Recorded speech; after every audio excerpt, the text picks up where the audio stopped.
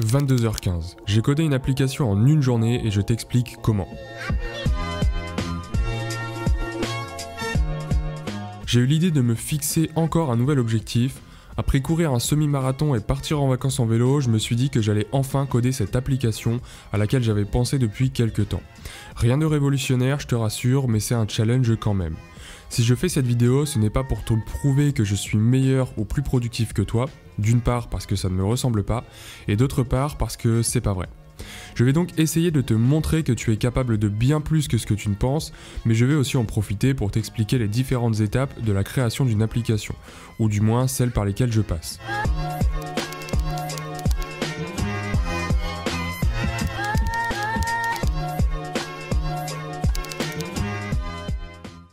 Avant toute chose, pour créer une application, il faut clarifier ses idées et mettre tout ça sur papier. Alors la première étape, c'est de prendre un carnet de notes, un stylo et de faire le brouillon de l'application. Bon, même si c'est un carnet Google, on va passer au digital et remplacer le carnet et le stylo par un iPad et un pencil. Organiser les différentes fonctionnalités de ton app en différents écrans est primordial avant de te lancer dans le code. Alors on passe quelques temps à dessiner les vues de l'application. Ça passe par les graphiques, l'organisation des vues et pourquoi pas les couleurs approximatives également. Cette étape peut paraître optionnelle mais elle s'avérera primordiale pour vérifier que l'expérience utilisateur est bonne. Cela permettra par exemple de vérifier que toutes les fonctionnalités sont accessibles de manière claire.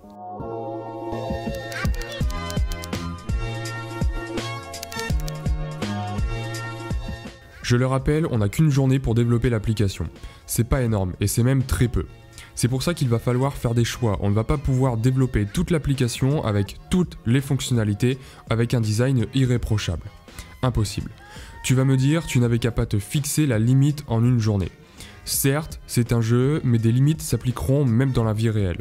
Tu auras toujours des deadlines à respecter et celles-ci seront bien plus courtes que celles nécessaires pour fournir un produit fini. C'est pour ça qu'on va devoir adopter ce qu'on appelle des méthodes agiles pour proposer un produit minimal viable, PVM. Ah au fait, je t'ai pas parlé de mon application. Notre productivité fluctue selon la journée et tu connais l'importance que j'accorde à l'efficacité quand je travaille. Alors j'ai eu une idée, voilà le principe. Tu fournis à l'application une note sur ta motivation, ton énergie et ta concentration tout au long de la journée. Et elle, en retour, elle t'indique les moments les plus productifs de ta journée. Et à terme, elle t'expliquera en quoi sont dus ces pics de motivation, à une tasse de café, à une heure de sommeil en plus cette nuit, etc. etc. Mais tu t'en doutes bien, cette application intelligente n'est pas faisable en une seule journée. Et c'est là qu'entre en jeu le PMV. Le produit minimum viable, c'est la version la plus simple du produit que l'on veut mettre sur le marché. On oublie toutes les questions de design, on oublie tous les détails pour savoir où sera placé le bouton de cette fonctionnalité qui ne sera utilisé que par 1% des utilisateurs. Ce principe de PMV est en lien direct avec la règle des 80-20. Cette règle stipule que 80% des résultats sont produits par 20% des causes. Si on translate ce principe à notre application, ça veut tout simplement dire qu'en moyenne, 80% du temps, un utilisateur utilisera seulement 20% des fonctionnalités du logiciel. Le problème, c'est que si on ne fait pas attention, on va se lancer dans le développement des fonctionnalités poussées ou très peu utiles en délaissant les fonctionnalités de base. Créer un PMV, c'est donc se concentrer sur les 20% de l'application qui satisferont 80% des besoins de l'utilisateur classique. Ça permet d'une part d'assurer que l'on puisse fournir un produit fonctionnel le jour de la deadline, mais ça te permettra également de recueillir les retours des utilisateurs. Très précieux pour ajouter les futures fonctionnalités. Alors pense-y, la prochaine fois que tu te lances dans le développement d'une application ou d'un logiciel, la règle des 80-20.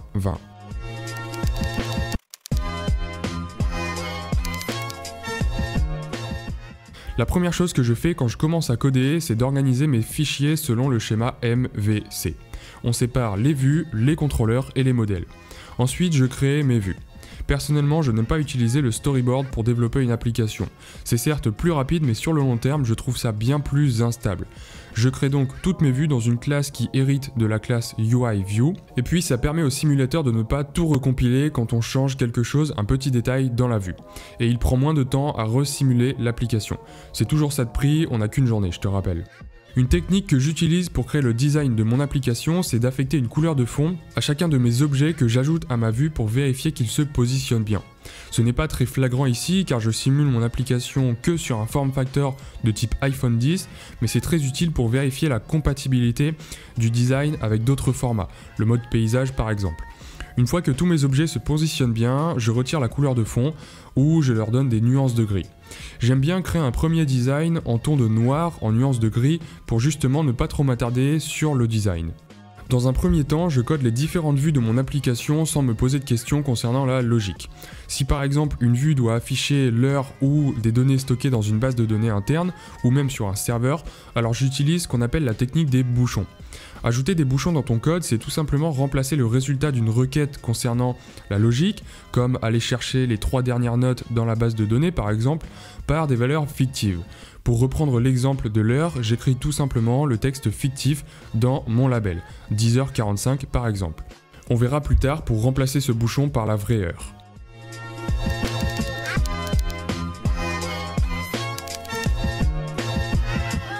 J'ai un dernier petit détail à régler, les roulettes qui permettent de sélectionner une note.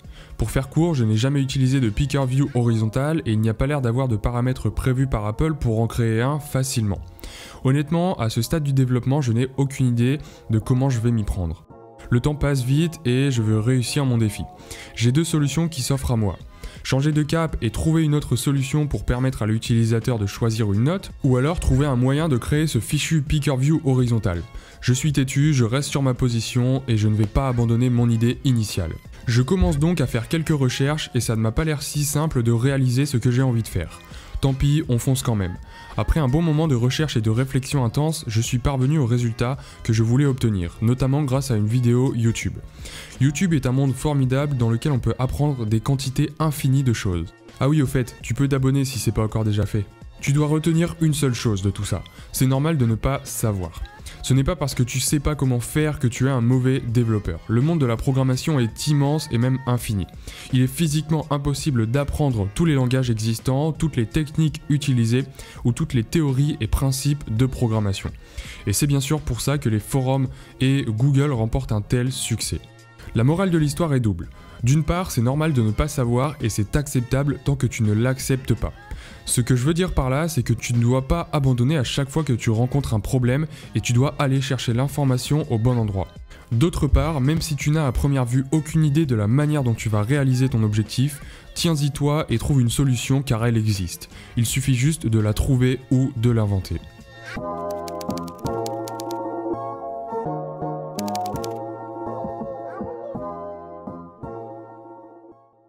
Maintenant que toute la partie visible de l'application est développée, on va pouvoir s'attaquer à la partie immergée de l'iceberg. Pour une telle application, ça ne devrait pas prendre beaucoup de temps, mais pour la plupart des logiciels, c'est la partie la plus longue, celle qui demande le plus de travail.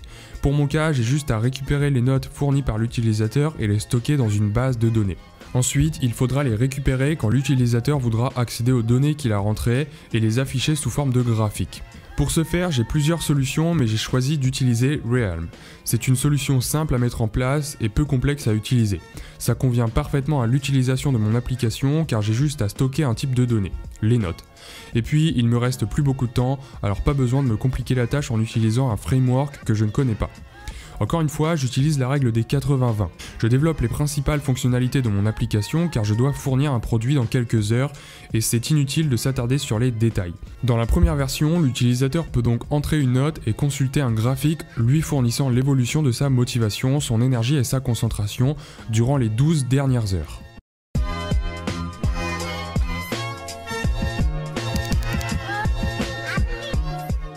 De nombreuses fonctionnalités sont encore à venir, mais le principal est là.